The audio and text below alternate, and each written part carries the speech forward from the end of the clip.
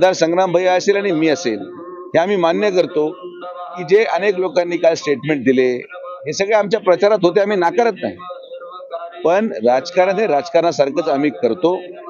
आम्ही कधी पाठीमागून वार करणारे लोक नाही आहोत की एकदा तरी आम्ही यांच्यावर कोणावरही मित्रपक्ष म्हणून शिवसेनेवर टीका केली का, ते आमचा विषय नाही.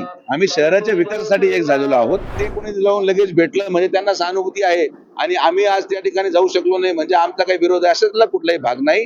सर्वात प्रथम तर अनिल शिंदे हे आमचे फार जुने सहकारी आहेत. त्यांची तब्येतीची काळजी आम्हालाही आहे. साधारण 1 महिन्यापूर्वी संपूर्ण अहिल्यानगर शहराला माहिती आहे की अशाच प्रकारे त्यांना हृदयविकाराचा झटका आलेला आहे. त्यामध्ये त्यांना तिथून पुण्याला हलवण्यात आलेलं होतं. म्हणजे ही काही नवीन घटना घडली असं नाही. एक मुद्दा क्रमांक 2, मी गणरायाला प्रार्थना करतो की ते लवकरात लवकर बरे व्हावेत. कोणीही राजकारणामध्ये या टोकापर्यंत अपेक्षाही करत नाही आणि या टोकापर्यंत जातही नाही. मूळ माझा तो स्वभावही नाही. त्यामुळे ते लवकरात लवकर स्वस्थ व्हावे आणि निवडणुकी प्रक्रियेमध्ये सहभागी व्हावे अशी आमची मनापासून इच्छा आहे. आणि शेवटचा मुद्दा की आमच्यावर आरोप करण्यापेक्षा मला असं वाटतं की जर कारवाई प्रशासनाने केली आहे, मला जी माहिती मिळाली ती माहिती अशी आहे की काही ठराविक पुराव्यांच्या आधारावर प्रशासन पुढे गेलं. पण तो विषय आणि तो प्रश्न हा प्रशासनाचा आहे. आमदार संग्राम भैया असेल आणि मी असेल हे आम्ही मान्य करतो की जे अनेक लोकांनी काल स्टेटमेंट दिले हे सगळे आमच्या प्रचारात होते, आम्ही नाकारत नाही.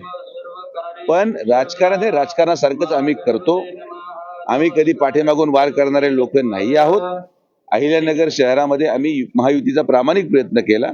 तुम्ही माझं भाषण काढा, आमदारांचं भाषण काढा की एकदा तरी आम्ही यांच्यावर कोणावरही मित्रपक्ष म्हणून शिवसेनेवर टीका केली का, ते आमचा विषय नाही.